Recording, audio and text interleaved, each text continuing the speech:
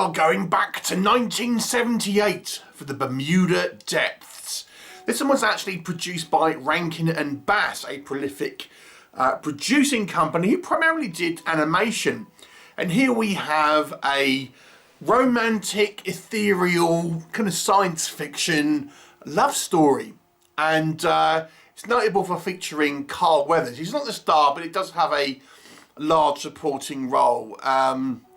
Connie Sellecca is also in this movie, and it's effectively about this young man who has had a little bit of a tragic life. Both his parents are killed, and both to do with kind of getting drowned or kind of consumed by marine animals and things. And you know, he's been in and out of institutions because of it, and now he's kind of back in this sort of coastal area, and he meets up with his old friend Eric, played by Carl Weathers, and he keeps seeing this girl on the beach who he kind of sparks up a little bit of a romance with, and he may even know her from back when he was a child, but she might be something other than human, possibly a siren.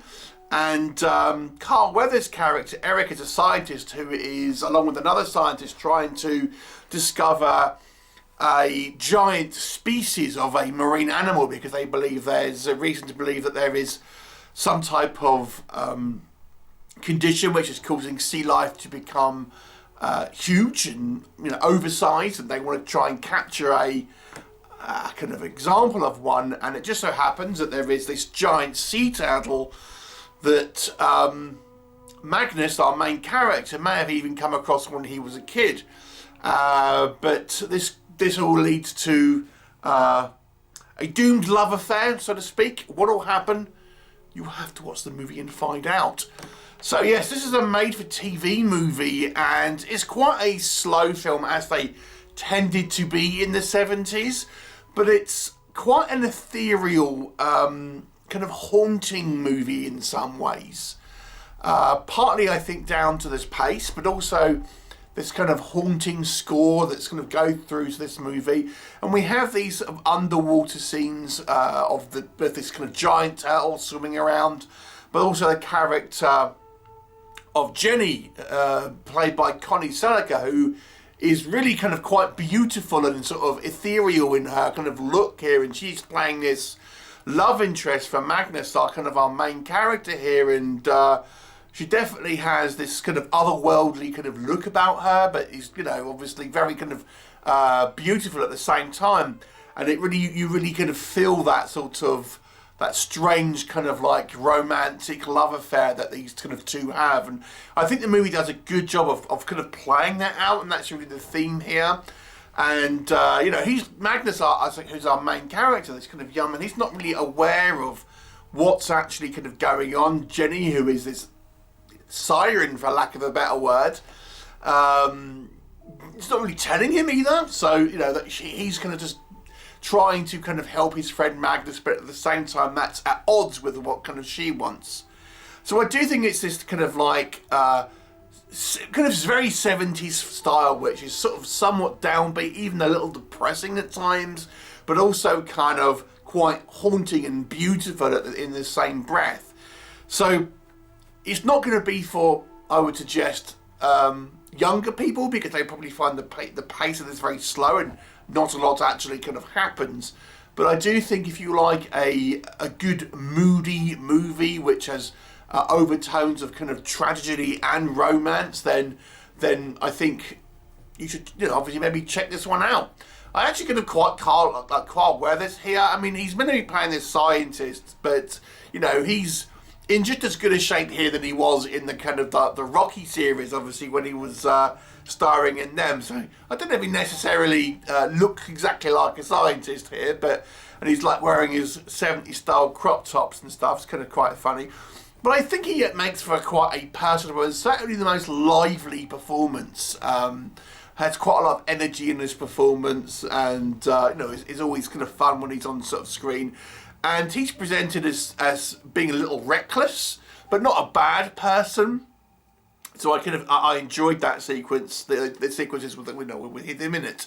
And yeah, as I say, I do think this movie has some interesting sort of visual ideas. The effects are a little bad, even, I mean, this is a TV movie from the 70s, and the effects we'll come on to again, but they're not technically particularly good, but there are some nonetheless, particularly when we see the underwater sequences, where I think they're kind of more effective than some of the other ones, which we'll talk about in just a little bit. Yeah, and I think if you're an old romantic at heart, you might kind of like this movie, as long as you don't mind this, as I say, this kind of slow pace. But it's a very beautiful film to look at.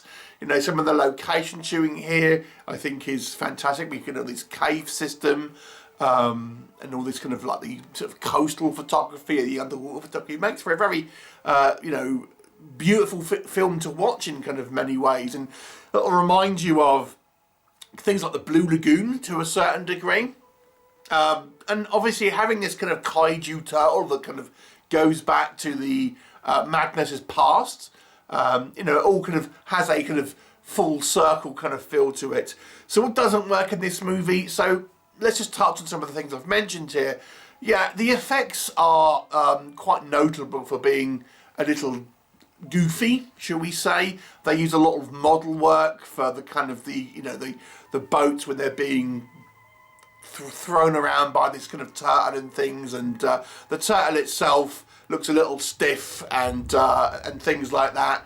So yeah, the VFX aren't particularly good, and the pacing, as I say, is this is a very slow moving movie, and ultimately, there's not a huge amount of narrative in this. So it's very much a film where we have these kind of long takes, which I do think builds atmosphere, but at the same time you feel, when you look at the actual story, it's actually relatively sparse in regards to, you know, what actually kind of happens, and as such, the pacing does feel sort of slow at times. And also it has this kind of a degree of being somewhat kind of inconclusive in regards to what's actually happened, which I find may be a little frustrating for some.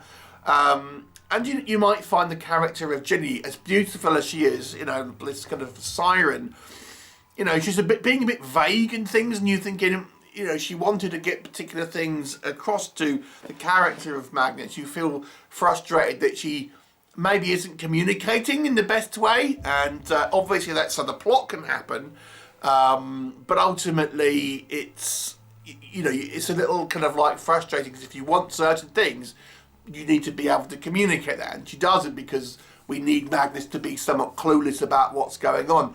And let's talk about Magnus, our main character, this kind of young man. I have to say, I thought his acting probably was a little wooden. It kind of seems like he's got one of these kind of performances where the actor has the same sort of facial expression on the entire movie, depending on, you know, regardless of whatever emotional beat he's trying to kind of get across.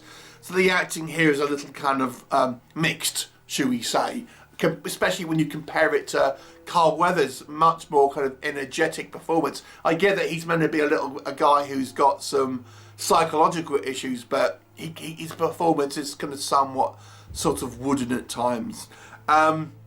The music itself is kind of is pretty haunting, but I've got to say there are a couple of somewhat overly cheesy musical overlays in this as well.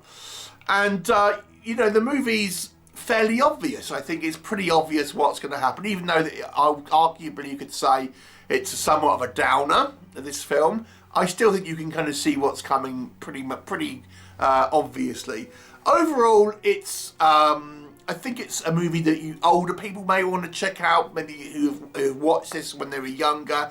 I don't imagine this movie would appeal much to kind of younger people. There's not really any sort of anything that it does outstanding, I think, that would appeal to all ages or make it multi-generational. But I think it's a little bit of a time capsule for a more simpler time, so to speak. I'll give it a 6 out of 10. Have you seen it? What did you think of it? Leave me a comment and I'll look forward to seeing it next time.